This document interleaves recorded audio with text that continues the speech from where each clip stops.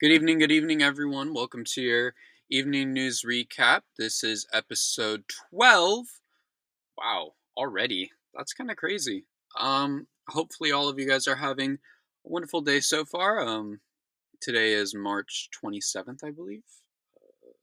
Yeah, it's March 27th. It's Thursday. Um, I don't have much to talk about. Tomodachi Life 2 was announced today. Super hyped for that. I love Tomodachi Life, one of my favorite game franchises of all time. Um, Unfortunate that I gotta wait for 2026 to play it, but hyped for it.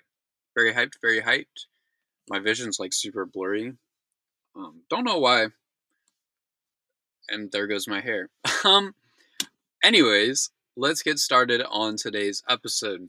For today's episode, we have the same normal segments as always. We got the Trump administration, we've got Europe, and we've got other news. Um, Not a lot to cover. A majority of our news is coming from the Trump administration today with 4 topics, but I mean, other than that, not too much. Only about 4 pages long, so let's get started.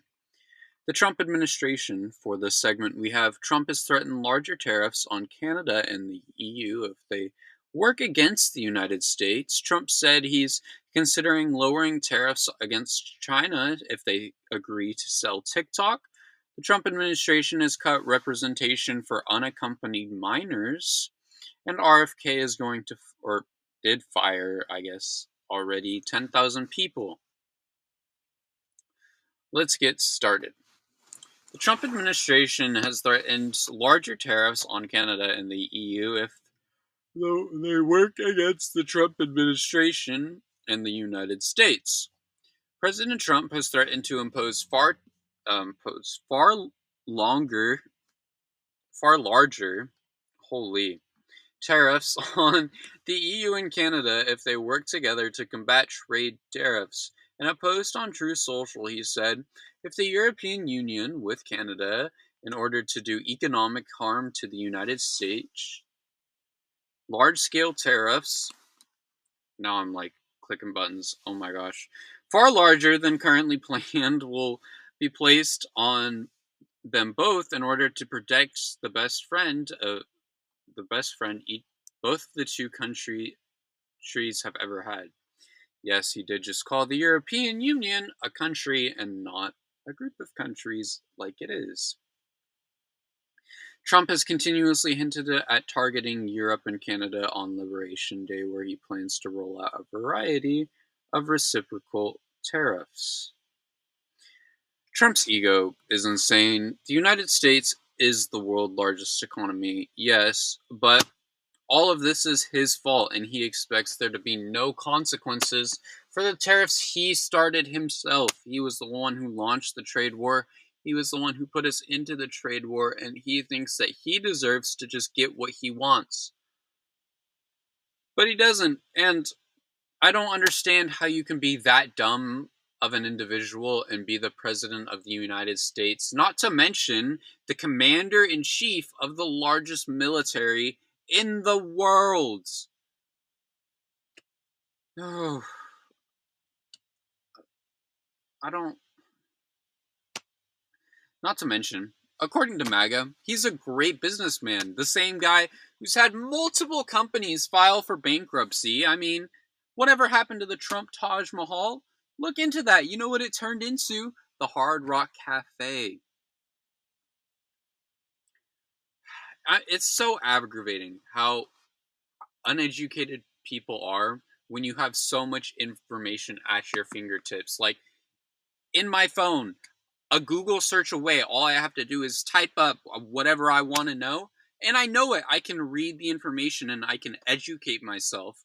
Yet people are so stupid that they don't understand that concept. They don't understand that you can just look something up on your phone and find out it's wrong. How do you not understand? How?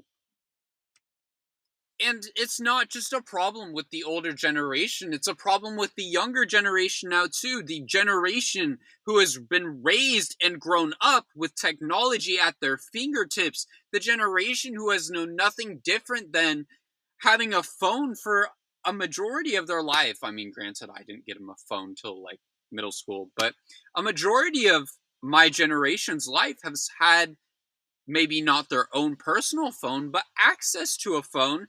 And yet we're so stupid that we cannot look information up on our own and we listen to a man who's senile.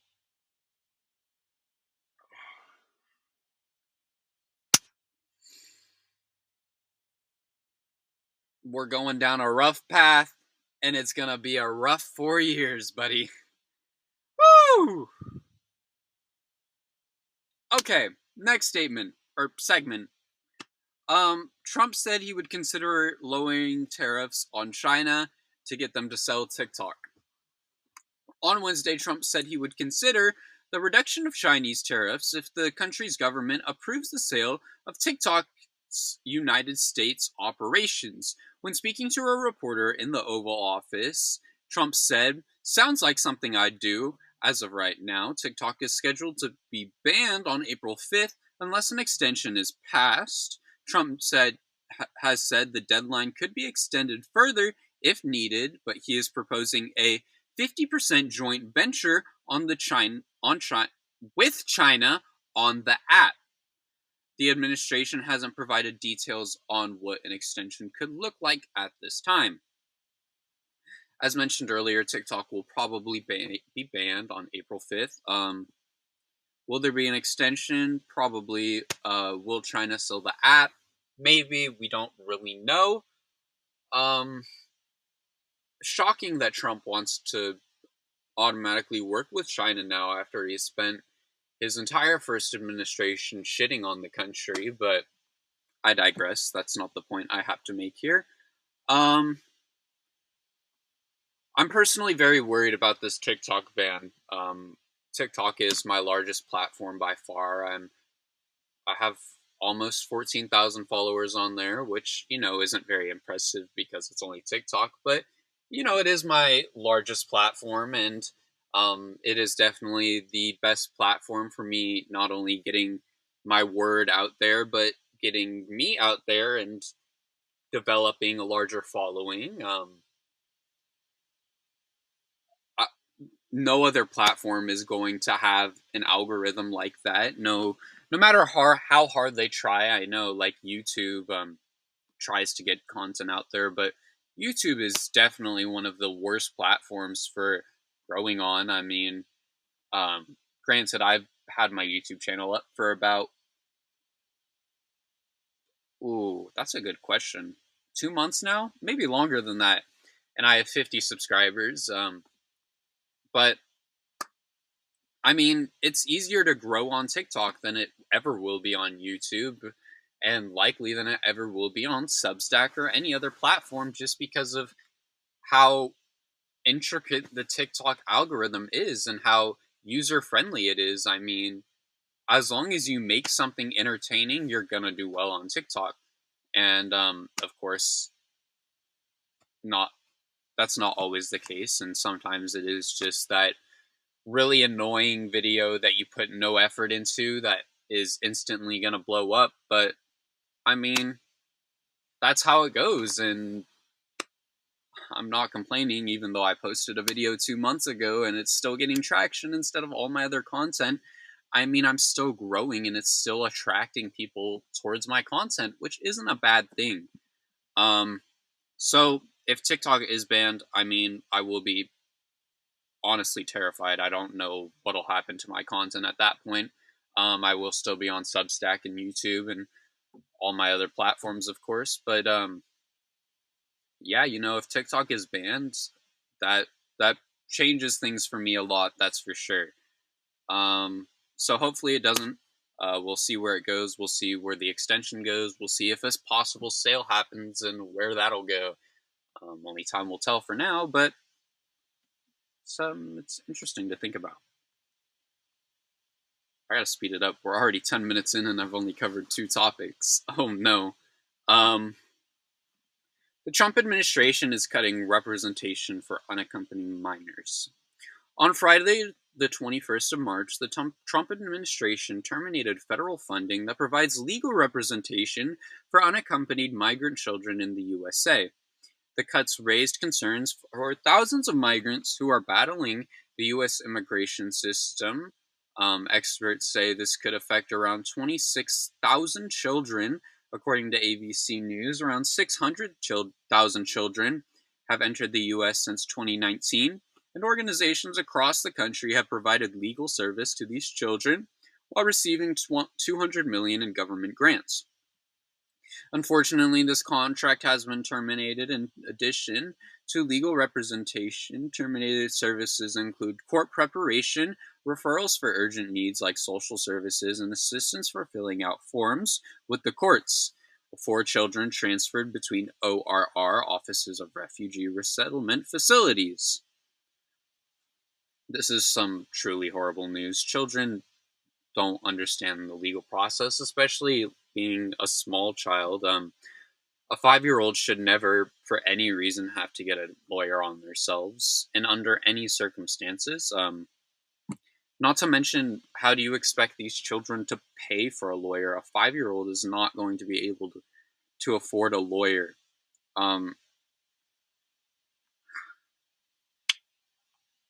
I don't even know what to say. I coming up for a response from this, I was genuinely like concerned about what to say because I don't. This is so baffling that I don't even know how to respond to that. And there's been a lot of things posted and done by the Trump administration that are very similar to that. But this was arguably maybe one of the hardest, not the hardest thing to comment on, but the hardest thing to formulate a response to. Because how how do you expect that to work? How do you expect a child to pay legal fees, which have historically made have historically put people into bankruptcy on multiple occasions? Not only that, but a 5-year-old isn't going to have a job to pay for a lawyer. A 5-year-old isn't going to be able to pay legal fees or do anything along the sort of that. Um, I don't know. It's absolutely insane that this is even an issue, and it really shouldn't be. But alas, that's where we are in this country, where we think a good idea to cut for government spending is children who need lawyers. Yeah, that's where we are. Moving on. RFK to fire 10,000 people today. I haven't seen any information on this, but I assume he's probably already fired these people. I'll have an update tomorrow, I'm sure. Health and Human Services Secretary Robert F. Kennedy is expected to announce 10,000 employees getting cut today. The agency is responsible for monitoring infectious diseases, inspecting foods in hospitals, along with overseeing health insurance programs for nearly half the country. They plan to bring their violence down by a total of 20. I don't know where violence came from. They plan to bring their workforce down from a total of 20,000 employees through buyouts or layoffs. Most of the cuts will come from public health agencies like the Food and Drug Administration, which is responsible for setting standards for your food and medication. This branch plans to get rid of 3,500 workers. The Centers for Disease and Control Prevention, which tracks massive infectious diseases and outbreaks like measles, COVID, all those other terrifying things, plans to cut 2,400 positions, and the National Public Health Institute, for the world's leading public health research, will lose around 1,200 people. Centers for Medicare and Medicaid also plan to get rid of around 300 jobs. This is unfortunate, but I'm honestly sure it'll be a similar situation to a majority of the federal employees who have been fired already. I'm sure a lot of them will just be put in a probationary period, and after a month's long legal battle in court, they'll be allowed their job back, as we've seen with a lot of federal employees as of now. But of course, it is always unfortunate to hear this, and it is always unfortunate to see these people go without pay. I don't know why I'm yawning so much. As mentioned, many of these services and health agencies protect your food or medication sources, and you'd think, with them being so interested in the fentanyl crisis and fentanyl crisis, the fentanyl crisis kind of going hand in hand with pills, as pills being laced with fentanyl being one of the largest reasons why people not only get addicted to the substance but experience the substance in the first place. You'd think they'd be more willing to put higher regulations and make sure that pills aren't laced with fentanyl, but I guess not. I guess not. You can tell I'm losing it. Every day you can tell I'm losing it, but we power through. I know you guys are all losing it too, and I often do wish I could report on some good news, but unfortunately that's not always the case.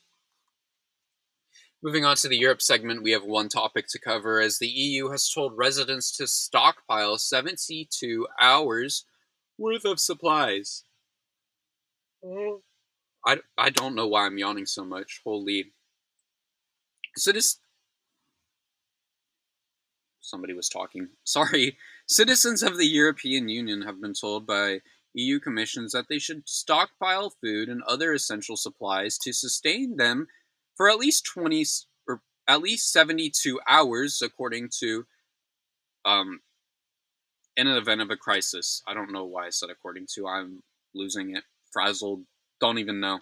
Um, the 18-page document has warned Europe is facing a time of risk and uncertainty due to the state of the world, with the looming threat of Russia and the fear of the United States backing out of Europe. The Commission also calls for introducing a preparedness lesson in school curricula, including giving skills to fight disinformation and information manipulation.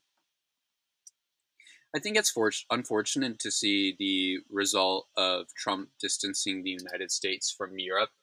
Of course, in the long run, it's probably going to benefit Europe as a whole greatly. Um, holy.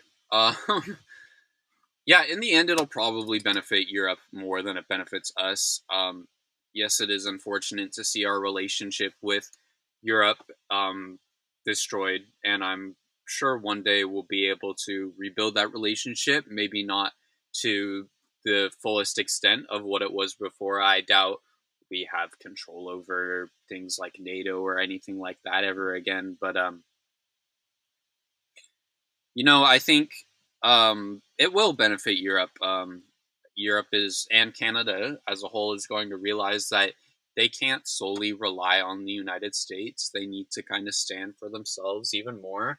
And I know that's been kind of a message of the Trump administration, saying that, Europe relies on the United States too much, and they take everything from us, and we don't really take anything from them. And um, although yes, it is true, we support Europe and Canada in many ways. That's kind of our job, and it's kind of expected when you have the three largest air forces in the world, not to mention the largest military in the world by far. Um, yeah, hate to break it to you, Mr. Trump, but Lithuania isn't going to put a majority of his budget into its military because that's not feasible for the country. Um, Maybe you should do some reading, or maybe you should talk to these people, or do something instead of destroying our relations with them actively. And I know that's a hard concept for MAGA and Trump to grasp, but it really, really shouldn't be. I don't know if you just didn't pay attention in history class. I don't know what happened to all these, quote, MAGA history buffs, but clearly you weren't paying attention in history if you think that this is okay. I gotta log back into my phone. Moving on to the other news segment. Two segments to cover here today. The Justice Department has proposed merging the DEA and ATF, along with a new bill being launched to abolish TSA. Yes, that is what that sounds like. The Justice Department has proposed merging the DEA and ATF. The Justice Department is proposing a combination of the DEA and ATF as part of the Trump administration's push to shrink the government. AP received a memo from the Deputy Attorney General, Todd Blanche, seeking feedback on the reorganization plan that would combine the Drug Enforcement Administration and the Bureau of Alcohol, Tobacco, and Firearms and Explosives into a single agency to, quote, achieve effectiveness and resources case deconflictation and regulatory efforts. The ATF investigates violent crime, gun trafficking, arson, and bombings, and provides technical expertise tracing guns and shooting investigations. The DEA, however, is in charge of enforcing the nation's gun laws. Its agents are focused on combating criminal drug networks and stemming the illicit flow of fentanyl and other street drugs. Okay, this is an interesting one, and I'm not gonna. Oh my gosh, it's Pepper. Sorry. I'm not gonna say I'm entirely opposed, but I would like to know some more information on the subject as a whole. Before I give my full opinion on it. I think it's interesting that they would merge the DEA with another organization when the DEA actively works to, combat drug trafficking as a whole. If you've seen Breaking Bad, that's kind of common knowledge, but, there's been a long history, and this is known knowledge already, so anyone claiming I'm a liar, look it up, of the United States putting drugs into lower class communities and saying that we didn't do it when now we know that they did. And I think in cases like this, it kind of makes you realize that it might not just be these cartels that they're saying, and it might just be them shifting the blame to another group so they can get away with it themselves. But I'm on enough lists already, so I'm gonna leave that point there. Moving on. There's a new bill proposed by Republicans to abolish TSA. Republican senators are debating a bill that would abolish TSA and give the jobs to private companies, claiming TSA, quote, intrudes on privacy and personal space. The bill, led by Senator Mike Lee and Senator Tommy Tuberville, would abolish the TSA and make it privatized. The bill would create a new official, office under the FFA and would oversee the privatization of security screenings at airports. 9/11, never forget. What happened to that, Mr. Trump? I may not have been alive during 9/11, and, I may not have experienced it or watched it on TV, but I know enough to know that it was a terrible situation. I've mentioned before that my dad is a fire chief, so I have a lot of support for the fire department and the fire service as a whole. Our first responders are very important to our country, and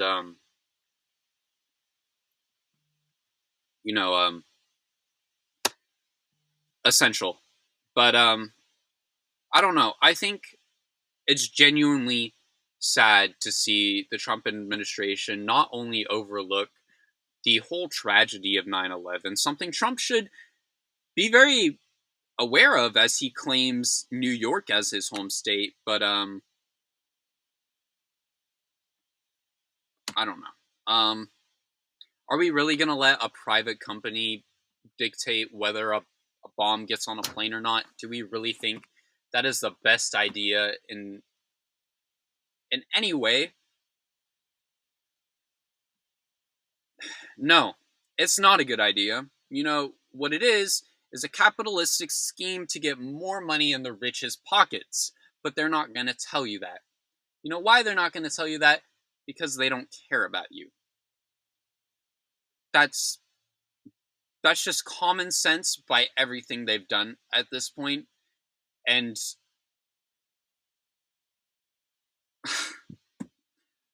I don't know. I, I'm losing it. I've said that like 3 times this entire video.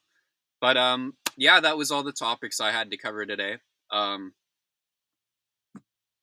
Not much to talk about after that. Wearing my last little bit of Chuckle Sandwich merch today. Got the t-shirt, and it's got like a menu on the back and stuff. Pretty drippy. You know, R.I.P. Chuckle Sandwich, one of my most favorite podcasts of all time. Watched the entirety of the way through.